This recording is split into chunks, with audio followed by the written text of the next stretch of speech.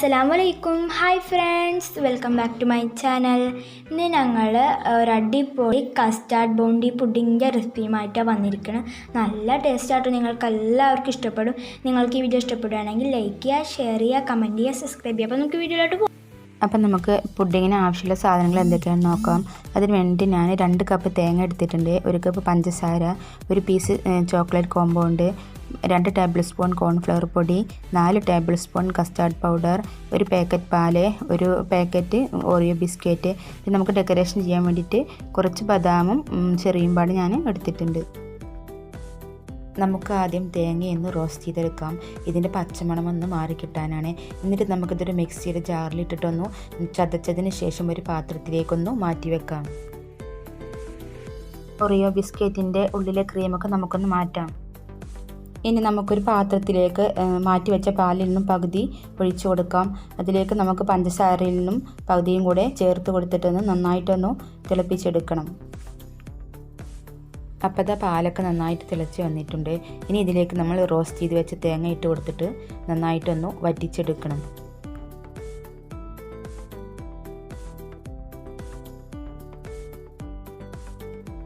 തേങ്ങയിലെ പാലൊക്കെ നന്നായിട്ട് വറ്റിച്ചെടുത്തിട്ടുണ്ട്. ഇനി ഇതൊരു പാത്രത്തിലേക്കൊന്ന് മാറ്റി കൊടുക്കാം.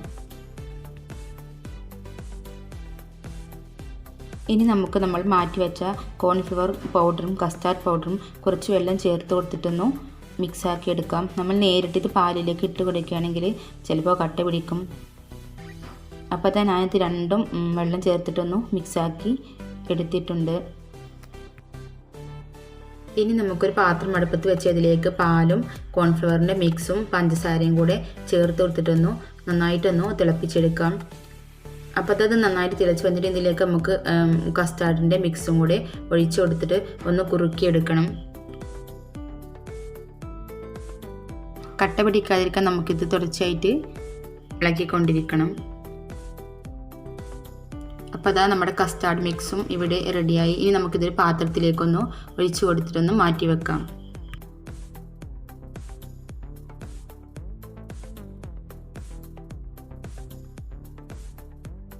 ചോക്ലേറ്റ് ഗണാഷ് ഉണ്ടാക്കാൻ വേണ്ടി ഞാൻ ചോക്ലേറ്റ് കോമ്പൗണ്ടും കുറച്ച് വിപ്പിംഗ് ക്രീമും എടുത്തിട്ടുണ്ട്.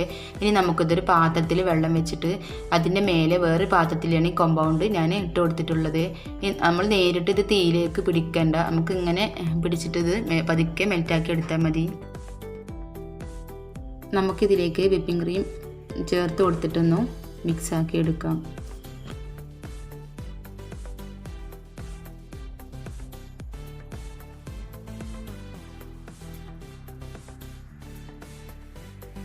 കുറച്ച് മധുരത്തിന് വേണ്ടി ഞാനിതിലേക്ക് ഒരു 3 ടേബിൾ സ്പൂൺ പൊടിച്ച പഞ്ചസാര കൂടി ചേർത്ത് കൊടുക്കുന്നുണ്ട്.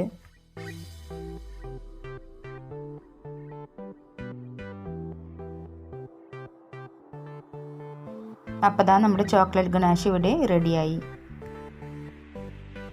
ഇനി നമുക്കൊരു പുഡിംഗ് ട്രേ എടുത്തിട്ട് അതിലേക്ക് നമ്മൾ വറ്റിച്ചെടുത്ത തേങ്ങയുടെ മിക്സ് ഇതിലേക്ക് ഇട്ട് കൊടുത്തിട്ട് നമുക്കൊരു ആദ്യം ഒരു ലെയർ ഉണ്ടാക്കണം. അത് നമുക്ക് നല്ല ടൈറ്റായിട്ട് നമുക്കിത് സെറ്റാക്കി എടുക്കണം.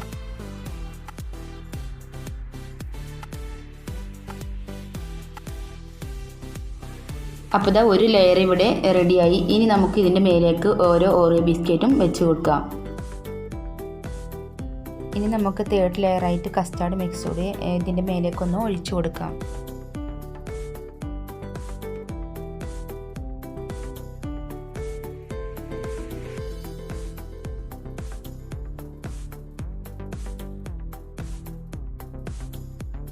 ലെയറിൻ്റെ മേലേക്ക് നമുക്ക് വീണ്ടും ഓറിയോ ബിസ്ക്കറ്റ് വെച്ച് കൊടുക്കാം. ഇതിന് മേലേക്ക് നമുക്ക് ചോക്ലേറ്റ് ഗണാഷ് കൂടെ ഒഴിച്ചു കൊടുത്തിട്ടൊന്ന് സെറ്റാക്കി എടുക്കാം. ഇത് നമുക്കൊരു 2 മണിക്കൂർ നേരം ഫ്രിഡ്ജിലേക്കൊന്ന് മാറ്റി വെക്കണം. എന്നാൽ ഇതൊന്ന് സെറ്റായിട്ട് കിട്ടുകയുള്ളൂ.